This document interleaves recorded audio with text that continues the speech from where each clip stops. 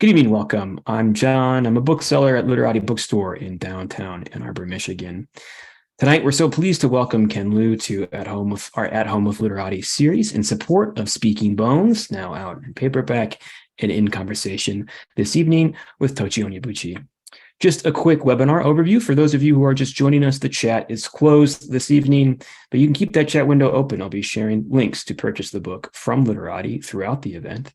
Live transcription is also available to you on your toolbar should you need it using the CC icon. And you can interact with us at any time using the Q&A feature of the webinar.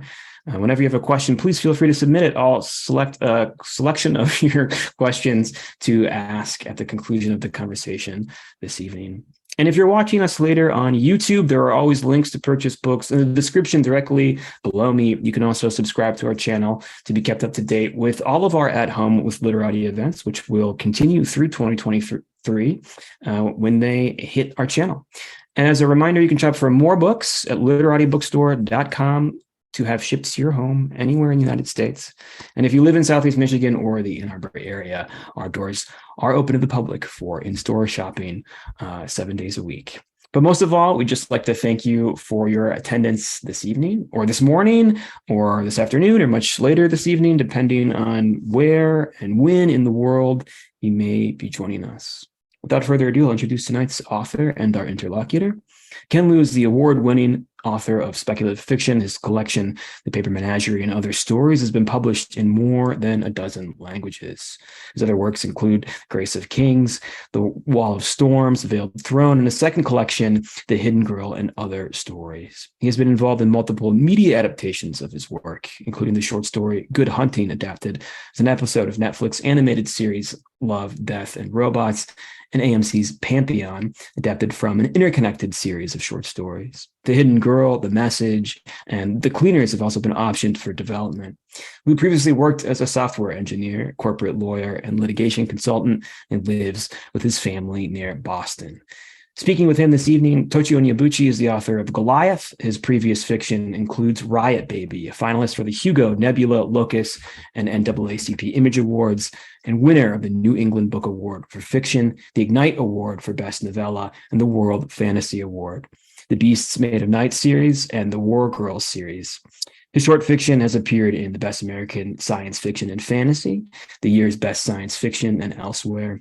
His nonfiction includes the book Skinfolk and has appeared in the New York Times, NPR, and the Harvard Journal of African American Public Policy, among other places. He's earned degrees from Yale University, New York University's Tisch School of the Arts, Columbia Law School, and the Paris Institute of Political Studies. He currently resides in Connecticut. Please join me in welcoming Ken Liu and Tochi Onyebuchi into your living rooms. Thank you. Man. Yeah, it's so lovely being introduced as an interlocutor. I'm going to ask that I do like I'm that. on a panel. Yeah, I'm gonna try that next time. Oh man, it's been so long. How are you? I'm well. Thank you, Toshi. It's such a pleasure to get to celebrate the paperback publication of the final book in the series with you, because you've been here from the very beginning, really. And so it's fun to sort of talk with someone who's seeing this entire part of my career. You've seen pretty much the entirety of my career. So, it's a real pleasure and honor to be talking with you about it. No, it really is, and it really does feel like things are braided together, because we met through an anthology that we were both published in, Panverse 3. Right. And we bonded over the fact that you were a lawyer, you'd gone to law school, and I was getting ready to go into law school. But it's funny because while you are a peer, you're also somebody artistically as well as personally that I look up to quite a bit. I know I'm throughout this panel, I'm going to try to make you blush on at least 3 occasions. But I guess getting to the matter at hand, Speaking Bones, which is out in paperback, but I have my hard copy, and right underneath I have the hard copy of The Veiled Throne. Oh my goodness, what a ride! So like, I guess the question I have, because I always have this kernel of envy whenever I look at like long running series or like, you know, folks that have been able to pull that off. I mean, when I first got into fantasy, the story that really did it for me was the Wheel of Time, right? And of course, nobody's going to let you do a 12-book series these days, but I've always been drawn to those super epic sagas. And at the same time, I don't really think about the toll that takes on the author. So I guess the question I wanted to ask is, having arrived at the end and at least having had a bit of a breather between, you know, when Speaking Bones first came out and now the paperback publication, you know, how has that been? Do you still like see the characters in your sleep? You know, how do you move on? I mean, it is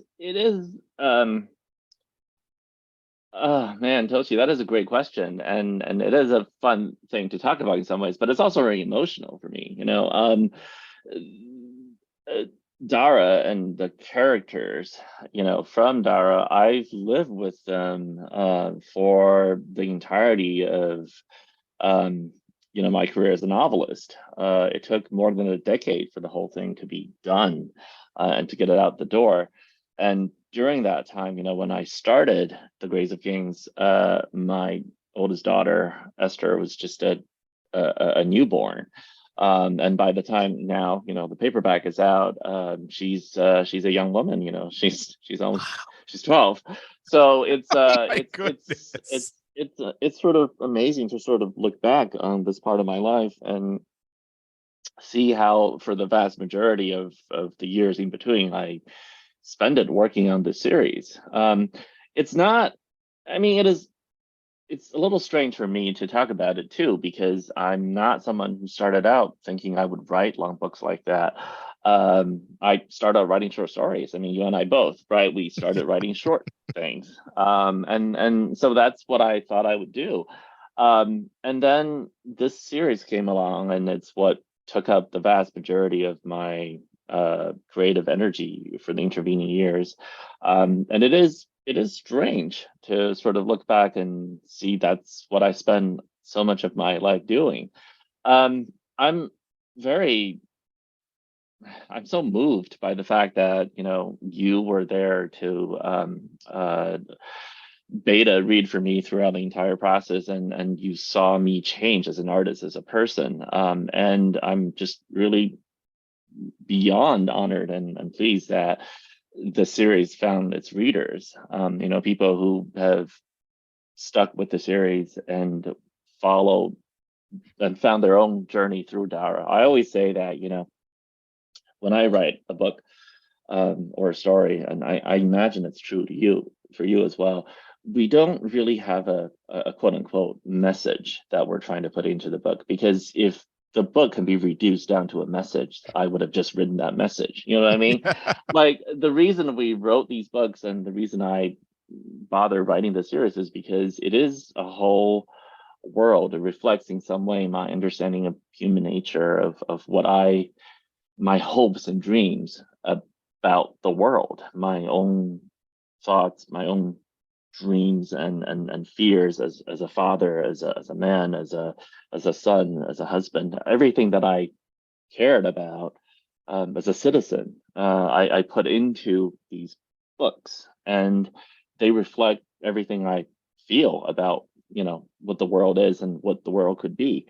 I don't have all of that is out there, and the fact that readers have connected with it and found their own way through it and their own dreams and their own havens in there means that in some way they've connected with, our souls have touched in some way. You know what I mean?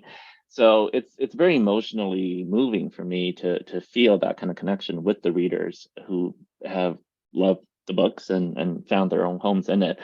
And I really do feel very blessed. I mean, you and I both, right? We are very lucky that we got to write these books that are really reflective of our souls in some way. And like I remember talking with you about Goliath and the way I felt that sense of connection with your soul as a reader. And it's it's very precious to have that experience. Not all of us get to have it. So as a writer who got to have that, who got to put a little bit of your soul into a thing that you created, and to have readers connect with it on that level, I do feel like that's a thing that I'm going to treasure forever, because it is an amazing thing that I got to experience as a human being, that you got to experience as a human being, and it's special. It is special. And yeah, you're right. I still, certainly during the composition of it, I was dreaming about Dara and thinking Dara. I was always like, oh, what would be the logogram for this, right? What would be what would Farah think of this picture, right? This looks like something she could paint. Like, I would do things like that. And even now, this is almost embarrassing, but you know how, like, when you grow up watching the show, right? So you sort of refer to everything in life by saying, oh, there's an episode of, right? So like, I can always be like, oh, there's this episode of Seinfeld that talked about this. Oh, there's this episode of Friends that dealt with that. Oh, there's this Office episode that, had this. And it's embarrassing because, for a while, like, I would talk about something with my family and I'll be like, oh, there's this part of the dynasty where this happened. And I was like, ooh, I'm my own like fanfic writer. That's a little concerning here. But you know how it is. It's like you get so deeply into it that you end up just making references to it. I will say that now that I've had a little time to look back on it and to work on some other stuff, media properties and IP work and short fiction and things like that, I can definitely feel like I'm slowly able to pull myself out of Dara. So my relationship with it is no longer so all-consuming. And it's cool, now that I have a little bit of distance from it, I can sort of look at it as a completed thing.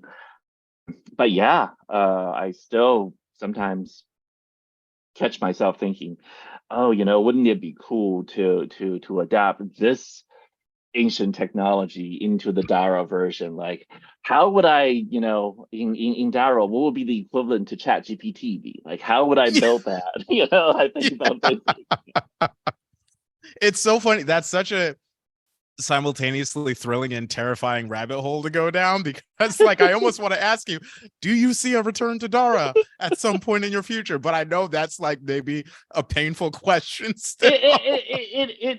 I can now say that I don't have any plans of returning to Dara in the near future. Maybe in the far distant future, I would, but now I feel like the world has gotten hold of me for so long. I'm happy to have put it out there and to contemplate it from a distance.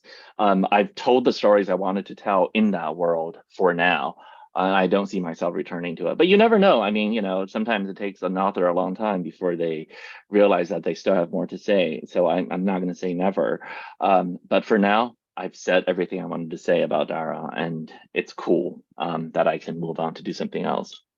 No, definitely. And it's funny too, because as you were talking, I was making a note of the sort of maximalist element of the whole series, and also for each book, like, these last two, certainly over 1,000 pages, and like, I'm all the way here for it. But it does have that feeling of, I put everything in here, like everything. It's sort of like the first time I watched The Matrix, which is so crammed with ideas and all these incredible things, and like entire dueling philosophies of life. And you're like, this is all in one movie. Or like Everything Everywhere All at Once, which is like my favorite movie of the past maybe 5 years. It feels like one of those things where, the creators were like, if I never make another movie again, at least I made this. Right. I know what you mean. Yeah, definitely. And so I guess one of the, and there is a sort of linkage to the question that I'm going to ask, but I know like Romance of the Three Kingdoms has been mentioned as one of the sort of touchstones for this book, and it's got a similarly scopic view of human life and politics and whatnot, and this sort of long span in the lead up to, I believe it's the Han Dynasty. I was wondering if you could talk a little bit more about some of the other sort of literary touchstones that fueled the Yeah. creation of this story. I mean, Toshi, it's like you and I both have this love for maximalist work, right? We Oh love, yeah. Victor Hugo's work, right? We love the French novelists and the great the old novelists who used to Yeah. write these giant books. And there is something about, I think, um that style of storytelling that's fallen a little bit out of favor in modernity. I don't know quite why. I do know why, um, but there is something about these older works that really appeal to us. Their maximalist sense, their willingness to just sort of throw everything into it and just meander all over the place.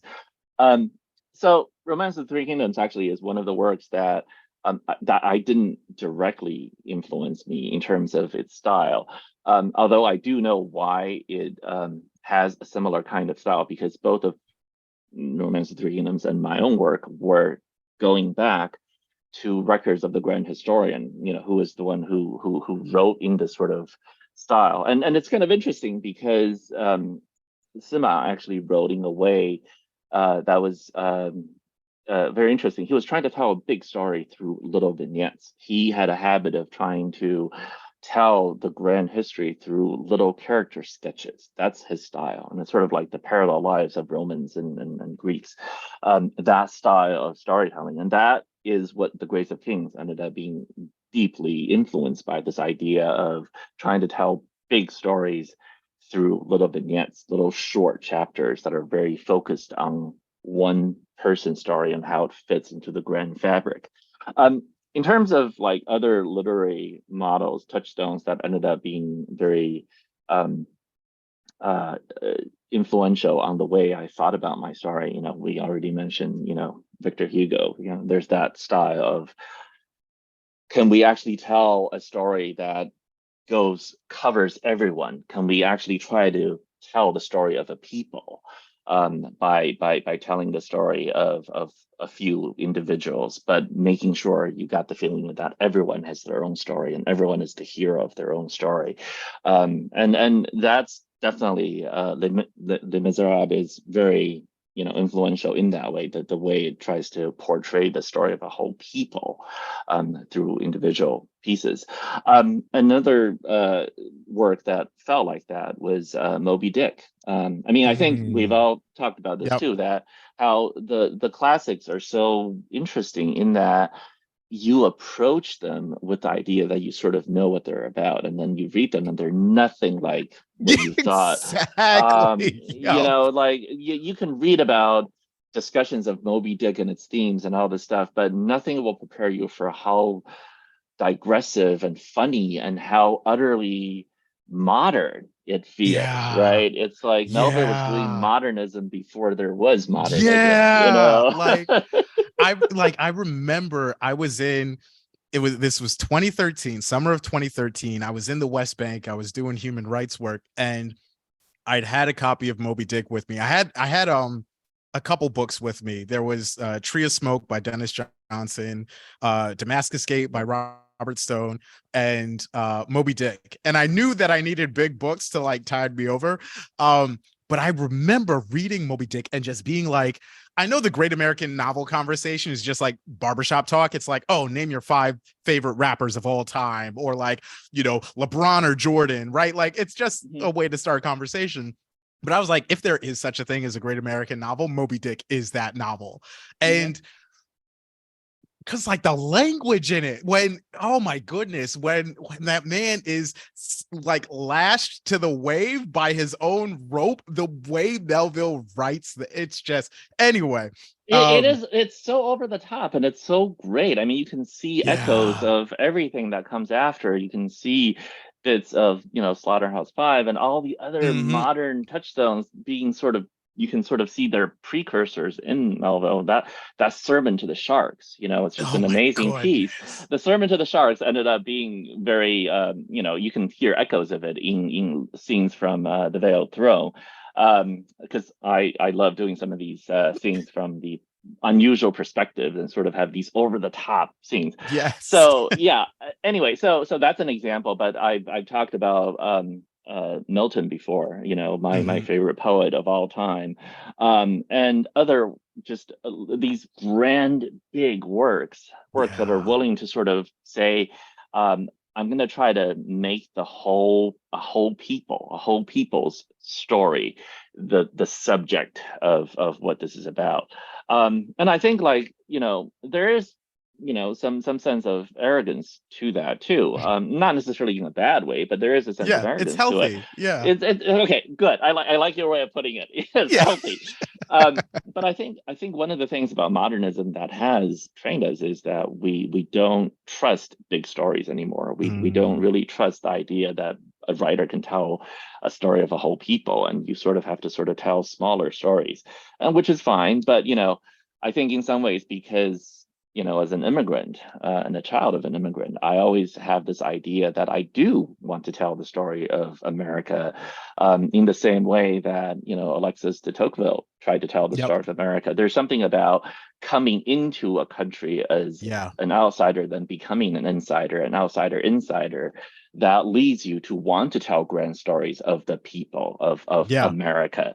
I think you do have to be a little bit of not 100% comfortable to be able to try to write the great American novel or have the ambition to do so. I feel like sometimes if you're too comfortable, you actually don't necessarily have the ambition to do so. It is Yeah. precisely Yeah. because you're a little bit uncomfortable that you want to do it.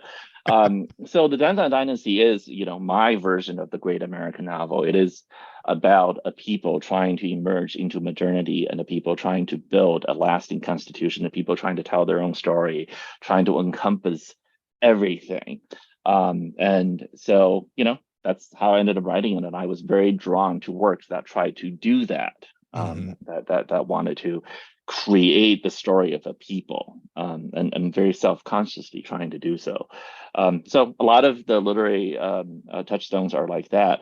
But, at the same time, I also really enjoy really small, intimate stories that end up, Hmm. that's how I started out as a miniature painter, a little short story writer. So I do think that they end up being very influential too. I mean, there are bits and pieces of um, speaking bones, especially, that are very reminiscent of Ursula K. Le Guin as a short story writer, and also of Octavia Butler's short fiction. Both of them are very um, short story writers that I loved a lot, and the way they try to tell a story. Butler especially had this kind of edge to her work. She was willing to Hmm. write short stories that are willing to go to very uncomfortable places, and just really sort of turn certain things inside out to really make you confront that stuff. And a lot of the most emotionally difficult scenes of torture, of suffering, were definitely influenced by the way she told those kind of stories, and she's willing to sort of just bring that out and make you sort of look at it. Yeah. So I mean, we can talk about this all Yeah. day. Like, I like know. it's what I mean. One of the things that I felt when I was reading Goliath is your um, attraction to the to and recognition of how layered our references are. Like Roland Barthes was saying, in the modern world, literary society, we're all scripters. We're all writing using secondhand words from other Hmm. writers. We're all working from this giant dictionary, writing through Yep. this palimpsest of texts. And Goliath is very much about how the world is like that, and your book is like that, and everything we say is like that. And yet we're trying to tell original ideas using these words that are being filtered and polished smooth and dripping with the blood of violence of generations. And when we speak today, we hear echoes of David, of those Hmm. biblical times. And that kind of consciousness is what I was going for in the Danzan Dynasty too. I was trying to point out that there are these layers of cultures, of peoples divided by thousands of years and oceans, and yet they had the same kind of yearnings. They had the same kind of problems. These old words their echoes can be repurposed to say something new, so that retain some of those echoes as well as the new meanings, that you're always looking through these layers and layers and layers of references. It's metaphors all the way down and texts all the way down and allusions all the way down. Yeah. So Yeah. Oh my God. Like it's like I remember in the early 2000s there was this wave of hip hop beats that in many ways were just sped up samples of soul songs with like a wild drum loop underneath. And I remember, and like, I imagine for a lot of people, that was their gateway to all of these older songs and whatnot. But I think, I mean, you've said it all so beautifully. And I think, you know, this is going to be the second point at which I try to make you blush.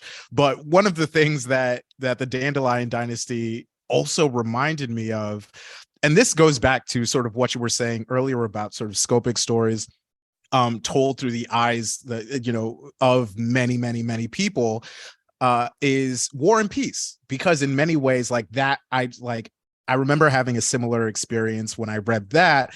There's so many characters and we're seeing the world and the story and experiencing these grand, you know, ebbs and flows of history through them. And you get like the whole spectrum of social standing and whatnot.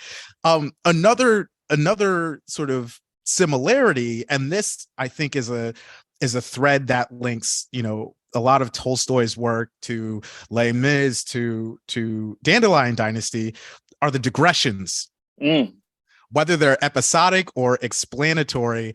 And that that was one of the things that I found so refreshing about this saga, is that it was like there was no hesitation to spend multiple chapters on like a cooking contest or like to get into these explanatory things. And I absolutely loved that. And so I guess the question that spins out of that was, you know, given the current era of fictional storytelling that we're in, both generally, but also within speculative fiction, did you have to fight to have those moments included in the book? Like, what was that? What was that like? For sure. I mean, I think it's interesting. It's really interesting, sort of examine different eras' attitudes towards what they think fiction is and what they think fiction can do, and what they think makes a good story, right? Because I really think our age has been shaped a lot by film to expect stories to follow a certain pattern.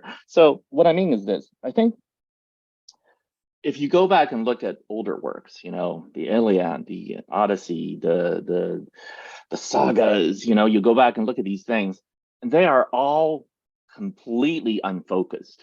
They're digressive. They're all over the place, and that's the way it is, because in some ways they're meant to be reflective of the way we experience life itself. They don't have a clear message. They are just about life as we experience it, and they're often consciously constructed from story after story after story, layered on top of stories. So the digressiveness is just accepted as part of how stories are told and part of how life is experienced and lived and understood. But you know, there's something that's very different once you started telling stories in the form of film, because film has a natural limit. I mean, I don't want to be too facetious about it, but it is limited by the size of your bladder and how long you know. So there is a natural length to how long the movie needs to be. And once we started experiencing that as the dominant form of how long a story ought to be, novels started to be expected to resemble films in some way. They max out at 400 pages. That's right. Right. And so that means that there is a sense in which everything needs to be focused. Everything needs to serve a central thing, a central thrust. You just have to sort of prune away everything and get it down to this very focused thing. And that's somehow aesthetically ideal. But, you know, who is to say that's aesthetically ideal? Now, there are times when I prefer a very tight story, but there are some stories that are just not meant to be tight, especially if you're trying to write a novel that I think of as a great American novel style novel, which is a novel about an entire people and their emergence to modernity. Then the only way to tell that kind of story is to be very digressive and all over the place. Melville felt the same thing. He felt like there's Yep. no way to tell the story unless he went into digressions. Here is a chapter on whales. Is a whale Yeah, a fish on or the not a fish? cetology chapter. Right, Yeah. right. We have to do it. So why not? Here is a long digression on the world seen through the eyes of an eagle. Why not? Here are some whales, and their observation of human life. Why not? Here's a very long digression on restaurant Yep. and competitions. Yep. That's just the way it is. It's the way life is lived. It's the way life is experienced. It's the way things are messy. I also want to go back to the idea that about a work of art and what it actually is. So this is something I've been thinking a lot about. The very idea of something needing to be tight and focused suggests that pieces of art are in some ways communicative acts, because when we're talking about communication, Strunk and White, that's when we have things like omit unnecessary words, which is about the worst possible writing advice you can imagine in fiction. Yes, if you're writing like a journalist, sure, omit unnecessary Yeah. words. But even that piece of advice has unnecessary words. Why not just omit words? Yeah. It's like Strunk and White is one of them. The fact that Strunk and White is often promoted as some sort of great style Oh guide for yeah. fiction writers, to Yeah. me, is just preposterous. Yeah. It's absolutely the worst thing possible. Yeah. Um, For a high but- school paper, it's not bad. But if you're trying to write a Sure. novel, just like throw it out the window. Yeah. Do not do Strunk and White. But the idea behind Strunk and White is very clear. It's this very utilitarian idea that this is about writing is about communication. It's about conveying a clear message. You got to prune away all that stuff so your message comes through. But fiction is not a message, right? Yeah. So I keep on saying this, like fiction and pieces of art are not really communicative acts in the traditional sense. It's not that the artist has a very specific message you're supposed to take away. And I think the way we teach fiction has been doing readers a disservice, right? The way high school teach fiction is you're supposed to discern the author's special message. Yeah. The structuralists used to make fun of this. They're saying like traditional criticism, has this idea that the author is God. And reading Yep. fiction is just like reading the Bible. You're supposed to discern the message. What Yeah. is the author's message? Let's Yeah. figure it out. But in reality, that's never really how fiction works, and good fiction doesn't do that. You're supposed to create an artifact that reflects in some way a particular view, understanding, and set of sympathies about what human life is like. It's about a vision of life. This is what this author understood about life and the universe, and this is why the author created this thing to reflect that. You as the viewer comes into it, and you're free to apply your own understanding of human nature and life to it, and then see if in that collaboration you can discern something interesting. That's how you get to experience a piece of fiction, but you're not there to discern a specific message. Yeah. Now, if your view of life has been changed by your experience of fiction, then yes, that's a great experience, and it's wonderful. But it's not that you've discerned the author's, well. You haven't. Yeah. That's not the point. So that's why I don't really understand the obsession with making things very focused and tight. Commercially speaking, I can get it. I get the sense you want it to be easily. You want to leave this book shot, right? So that the Yeah. reader has a very clear image afterwards of what that was. That's fine. Also, That's paper's expensive. Okay, granted. So Yeah. that's one particular aesthetic, but surely that's not the only aesthetic possible. Anyway, so I think I will say that in my process of looking for an agent, I did have people who are like, I don't get your book, I don't know what this is, I can't sell it, I don't know what this is, which is a perfectly fine response. But I also got folks who did understand and who said, okay, I get what you're doing.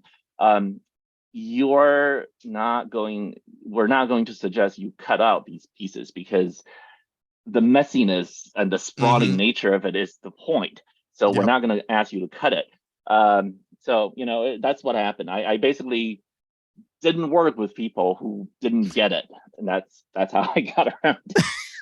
No, I love, I mean, it it's funny because that made me think with a question that I've been sort of turning around in my head. And it's also, one of those conflicts between, certain writerly ambitions that I have and the sort of current uh sort of, I guess you could call them marketplace imperatives. And Yeah, it's this yeah, idea of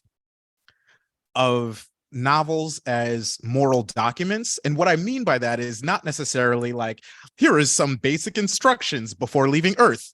But like you read a novel like Brothers Karamazov, right? Where you read a novel like Anna Karenina, and it's very clear that it's not necessarily that moral instruction is going on, but you see the author through these characters struggling through, and this I think goes to the other point that you were making about explaining a people's, but there is that dimension of you're seeing all these different characters struggling with how to be, and they all have different answers, or they're all on different journeys trying to get to their answers. And that would, like, I was wondering too if that was something, because there is, as at least as I was reading the story, there does seem to be a heavily sort of philosophical or meaning of life element to a lot of the questions that the characters are asking themselves and asking each other. yeah, yeah. I think those are the questions that we never stop struggling with, right? I mean, I feel like one of the things that I got out of having lived for X number of years is that a lot of times I realize now that when I was much younger, I thought of the world in such simplistic terms. I thought you could figure out the right answer. Like you could take some sort of moral reasoning class and read these political Mm-hmm. and moral philosophers, and you would be able to figure out some principle that's universally Yeah. applicable. You can then apply it to everything, and you'll have the answer. There's a third Tur- year law school seminar for this. Yeah. exactly, exactly. It's like you could actually. The way to be a better person is to just read a lot of philosophy until you got this Yep. thing that you can apply to everything in life. Turns out that's just not how it works. Life Yeah. is irreducibly messy. Everything is Yeah. irreducibly contextual. You can never escape the messiness of it. There is no universally applicable principle. You just have Yeah. to sort of figure it out in every single situation because it's always different. That's why there's the whole thing about whataboutism. Well, the reason whataboutism is a problem is because every situation is not comparable to every other situation. Every single one is unique. You just have to be Yep. contextual about it. And that's what a lot of the philosophical sections in the books are about. It's the fact that if there can be a message, it's the author, me, keeps on saying over again in these books that there's just no substitute for experience. You just Mhm. can't go in there and apply your abstract reasoning and think that you can figure out some answer. That's not how judges do it. That's not how Yeah. jurors do it. That's just not how people do it in real life. Every single case is different. Mhm. There's a reason why judges say I can't talk about it in the abstract. I have to wait until there's a case, a controversy. They're not being just political. Some of them are, I grant Yeah. you. But Yeah. when they say that, I think when they're honest and they're good judges, they are saying that because that honestly is the way it is. You can't decide cases in the abstract. You have to see what the concrete situation is Yeah. because it's different. Every single litigant is different. You got to give them their day in court and you got to listen to them. You got to really give them a chance to tell their story. Yeah, no, I mean that's probably the best explanation for the existence of case law that I've yet heard. Because I mean that's what judges issuing rulings on constitutional law do. It's not just First Amendment in the abstract. It's like First Amendment in the context of flag burning at an anti-Vietnam protest, right? Um, so veering a little bit away from these these beautifully heavy questions that I don't get to talk about with like anyone else in my life.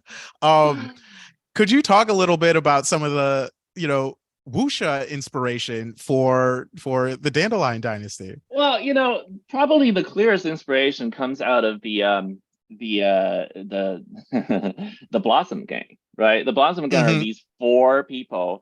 So one of the things about wuxia is this emphasis on found families. I Mhm. think that's not often emphasized enough, and on the idea that found families are just as important and as beautiful and as influential and as real as blood families, and that a group united by this belief that we're going to support each other and we're going to treat each other as family no matter what, and we're going to stick by them is important. And one of the reasons why wuxia as a fantasy genre is so attractive to people throughout, its long period of existence is this aspect of it, because it reflects something real about the human experience, that some of our family is given to us on birth, but a lot Mm. of our family is found. And we Mm. all have found families, and we all end up saying, this is this is my brother who, not of the same mother, but he's Mhm. my brother, and I'm going to stick by him, because this is what humans do. These are relationships that are fundamentally important to us. It's Here's the other thing that I think is pretty key, from Wuxia. It's this idea that um, we as individuals are defined by our relationships, and Mm. not by our separateness. I think that's something that's very key. Often, when I point this out, it gets reduced down to collectivism versus individualism, which is such Yeah. nonsense. Yeah. No, that's not what I'm talking about. What I'm saying here is that it's to use a computer sciencey term, instead of looking at the nodes in the graph, look at the edges. It's the Edges. Yep. edges that matter, right? So you, Yep. you look at the graph, you look at what an individual is. An individual is defined as the intersection of these relationships. That's where an individual is. It's not about cutting things off and making you into an island. The Yeah. metaphysics poets knew this. No man is Yeah. an island. That's the whole point. Yeah. You are, in fact, defined by by your relatedness to others. That's what gives your life meaning. Your stories are not stories of solipsism; they're stories of relationships, and wuxia emphasizes over and over again. Oftentimes, I think people sort of experience wuxia in this sort of um, they're atomistic individuals just Mm. going about lone wolves, trying to carry out justice. That's not quite right. That's a particular genre of Western, but that's not how Mhm. wuxia usually reflects itself. The wuxia sort of aesthetic is often about the beauty of relationships, of individuals finding their place with relationships, whether it's 107 other rebels who Yeah. happen to share the exact same ideal, or it's six others who, together with me, will become the seven, eccentrics of Yep. whatever. It's beyond the strange names and the flowery language and the dance like movements. Ultimately, it's about the relationship, which is defined by that relationship, and that's what the Blossom Gang is about. These are four unique individuals who found each other and made a found family, and they're going to Mm. support each other, back each other's ideals, and they don't have fighting skills, but they have technology tinkering skills. That's what Yes. they've got. That's what their special ability is, and I love that. And there people have tried to find connections between the Marvel Cinematic Universe and wuxia, and there is a level of comparability there, because again, I think in the best Marvel films, what comes across is the importance of relationships. How Mhm. great superheroes are defined by their relationships, not by Yep. their separateness. I think that's the key inspiration for me when I was writing the books. No, absolutely. I mean, there was a whole movie titled Civil War that was about the fact that Captain America was not going to leave Bucky's side. But I have to say, as I definitely consider you a member of my found family, and Thank you. it yeah, no, like definitely like on this journey together, and it's been such an honor. And I see we have a couple questions, and so I Oh, wanted okay. Yeah, I know. I was It's going that to time keep already. going. Yeah, I know. This could literally go on for like at least another hour, and I wouldn't absolutely. have covered half of what I wanted to ask you. But I do see some questions in the Q&A, and so I just wanted to hand it over to John. Yeah. We've got some great questions. And then I think Okay. maybe we might still have some time for anything else you guys want to talk about to at the end. Anthony writes in, if the Dandelion Dynasty were to be adapted into another medium, which medium do you think would best represent the world and your stories within it? Live action miniseries, animated TV show, graphic novel, marionettes? I love marionettes. I want to see that one. Anthony, man, that is a great question. So I'm gonna go a little crazy on this, and say that, okay, as an author, right? I think ultimately the best representation of Dara, from my perspective, is the novels themselves, because I conceive of them in a literary form, and so I'm gonna treat that the literary form is the best way I could do it. Some writers write books because they don't get to make movies, and their ultimate vision is to turn their books into movies. I'm not one of those authors. If I want to do a movie, I would start out by writing a movie. And the Dandelion Dynasty for me was always meant to be a novel. I didn't need them to be cut down to fit the movie aesthetic of tightness, and I don't necessarily. I think if they were to be adapting to a TV show, it will be awesome, but it will be a different thing. And as a TV, as someone who works in TV, there will have to be lots of things that must be changed and emphasized for it to be a good TV show, and it will be a different thing. However, one thing that you didn't mention that I think would be a really cool thing to think about is, what would it be like to turn the Dandelion Dynasty or Dara into a universe for a game? All right, the reason I say this is because I often think the most interesting pieces of fiction are fiction. It's those are the stories that lend themselves to fanfic, to getting the reader to tell their own stories. And I think that's what games do. I think games are really cool because it's a medium in which the player gets to tell their own story, their own fanfic in the universe of the author. So if the Dandelion Dynasty were turned into a game, that would be super cool, because then you get the players who can then experience it, like an open world game in which they get to experience and try to tell their own story within Dara. That's what I think will be the coolest vision. You can try to learn to be a Silkmatic engineer and work your way up. You can go be a scholar and take the examinations. You can be an entrepreneur and just never bother with the whole education system and try to invent your own way out of it. Or you can go be a fighter. I mean, I think that would be Choose your super cool. class. Yeah, choose your class. I would love to see that. I always say, like, pick the most interesting path, right? So that would be the model for the game. Pick the most interesting path Oh through my Dara. goodness. That would be cool. My wheels are spinning. Like last year I played Elden Ring, and so that's very much like at the forefront of my mind. But like that would be, oh my goodness, that would be Cool. amazing. I would love that. I would love that. Man, that would be just so fun. So Anthony, that's my answer. There's a question from Austin, which I think kind of maybe dovetails with this a bit. Between bookmaking habits of select species and the latter volumes of the Dandelion Dynasty, you spent a lot of time discussing how communication technologies influence their parent cultures, logograms, spirit portraits, common scripts.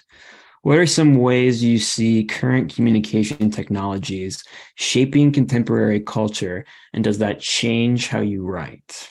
Oh my God, what a great question, Austin. That is amazing. Also, wow, just you are very that's an amazing question, because I do sometimes tell people that the bookmaking habits of select species is like the 3,000 word version of the Dandelion Dynasty, in the sense that they're both very much about different ways of writing and communicating, and what that means to the people who practice those crafts. So, okay, briefly, I think we're living in just this amazing era, a true revolution in the way we convey information to each other and the way we use language. So, I mean, everybody knows that the invention of writing was transformative for our cognition, right? So, anthropologists and linguists have studied the way we use language, and how a literate society literally thinks and speaks differently compared to an oral culture. The prevalence of writing shapes the way we think of sentences, and what is a good sentence, what is a good rhetorical device, what is a proper sentence. We're all, deeply, deeply steeped in this literate culture, and we have been for generations. But right now we're witnessing something that I like to call orality 2.0, right? Because one of the amazing things that's happening now is our writing and is getting to be more dominated by oral aspects, and things like Snapchat and TikTok and YouTube Shorts, and just the overall prevalence of not writing, but some other form of oral persistence, and oral ephemera. These are the most amazing and most culturally relevant aspects of our communication. It's kind of amazing. I mean, if you had told me when I was a kid that one day orality would become, again, the dominant form by which we communicate with each other and inform each other and build culture, I would have said you're crazy. That's just not true. Like, writing is so much more important. But nope, in some ways the deconstructionists were right. Like, our deep suspicion of writing has come full circle, and we're returning to a more oral culture. And it's really kind of fun to see how that's changing things. I'm excited by it. I almost never get scared by changes like that. I think it's really neat. I'd love to see where this is going, what the future will bring. There's a lot of, for example, also excitement around the advent of these large language models, and what they can teach us about our own cognition, as well as, what sort of things that can be done with them. I'm not terribly scared about losing jobs, because I will be honest, I did do some tasks that could now be automated away by ChatGPT. And honestly, my feeling is a sense of relief. I'm glad I don't have to do that anymore. So if people now, if students now can write their 5-paragraph essays by ChatGPT, maybe that means teachers will no longer assign them, and we can do something finally useful. Perhaps we can return. Yeah, perhaps we can return to a more oral and interactive form of teaching and learning and expressing that we've learned something, as opposed to writing these very formulaic 5-paragraph essays. So, I'm optimistic about these changes, and perhaps the advent of large language models will allow us to tell more interesting stories. I actually really enjoy collaborating with an AI and trying to tell a story together and figure out, because I view it as no different from how the Dadaists played with dice, or any kind of art where you're trying to work with a large quote unquote dictionary in the Barthian sense, and how you can use AI as a kind of mirror that's reflecting the culture at large back to you. I find it actually very thrilling and interesting to sort of work with AI in this sense, and trying to see what you can do and you can do. I mean, I saw this by somebody who had this opinion, which is that if you're trying to write an essay on something, maybe ask ChatGPT to write it first, because now you'll know what the conventional wisdom is, and you can write something different from that. That's how you can be original.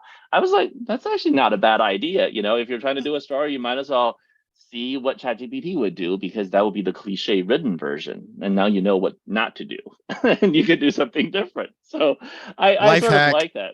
Yeah, I sort of like that. Anyway, so the answer to your question, I feel like I'm an optimist. My view is things like short form video and Snapchat and memes and all this stuff, they don't cheapen the culture. They don't debase the culture. They add to the culture. Orality 2.0 is awesome. I want to embrace it and see what that means. How do we tell stories differently? How would that change the way we craft stories and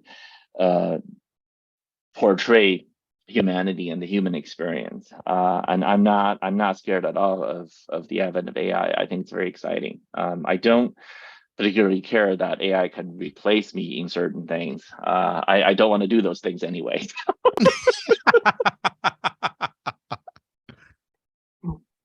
We just have a couple minutes left, but I think there's one question left here that I'd like to open to both of you, and I think it's something touches on something we were talking a little bit about before we went live, which is what's the most interesting thing you're reading, watching, playing, listening to currently? So I'd be grateful for both of you to speak on that. Certainly. You want to go first?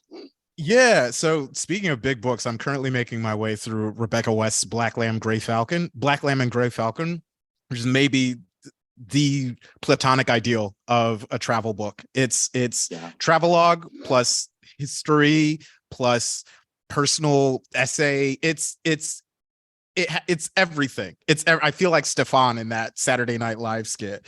The one mark against it that I would give is that there's very pervasive Islamophobia throughout. So you can tell this was definitely written by like an upper class English woman from the 1950s or like the 1940s.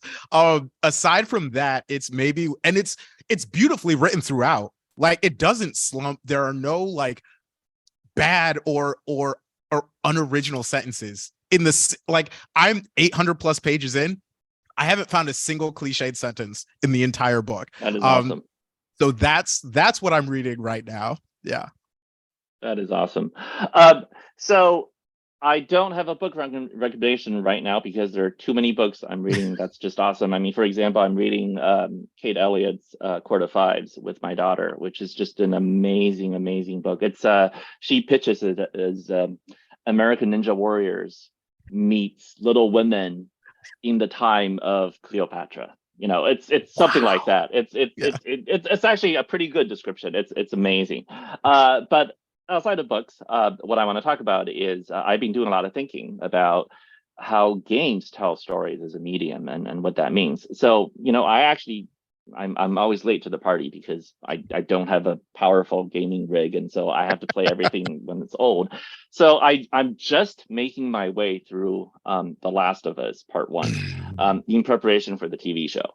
And I do a lot of thinking about why the story is told in this format and what it does. And it's just fascinating because games have a lot of tools available to the narrative designer that writers don't have. And I'm actually a little jealous because, you know, in stories, when you try to do shifting points of view, you know, people are so used to those tricks. But in a game, when you switch, I'm not spoiling anything, I hope, when you're switching the focus, let's just say, or who you're interacting with or through, the effect is profound in a way that is very hard to convey in words. And I was like, wow, this is an amazing technique. It's really, really cool to do this.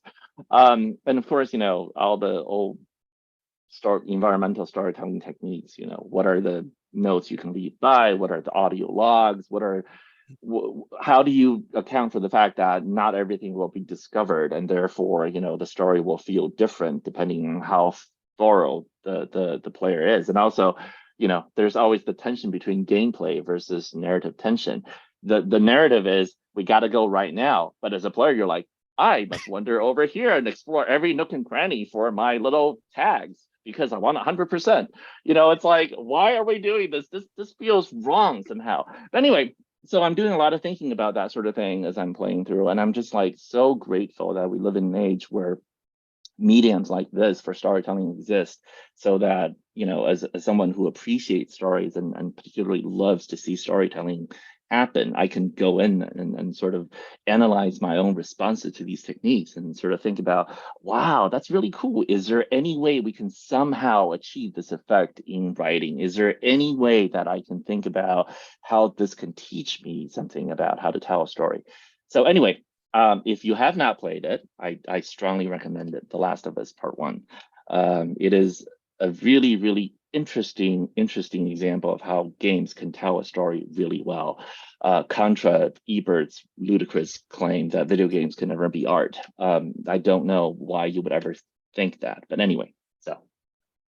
I think Tochi and I are both just so eagerly waiting for you to see how part 2 ratchets the stakes up considerably in this regard and constrains them too. I think the thing that 2 does is 1 makes you think about these things in terms of like choice and that kind of stuff, and 2 is there's elements of 2 where they're just like, no, you have to do this. You have to do this thing. Sorry, and it's going to hurt you. Yeah, we're sorry. You don't want to do it, and that's interesting in and of itself. And it kind of actually sort of reifies something writing already does, I think. But man, I wish we had another hour so I could listen to both of you talk more. But thank you so much for being on At Home with Literati with us tonight. That's all we've got for you, our viewers, this evening. But Ken, Tochi, hope to have you both in the store in the not too distant future for your next physical books. But until then, be well, and to our viewers, thank you so much for joining us this evening. We look forward to seeing you at our next event. Take care, all. Have a great night. All right. Thank you for having us. Take care, everyone. My pleasure, guys. Take care.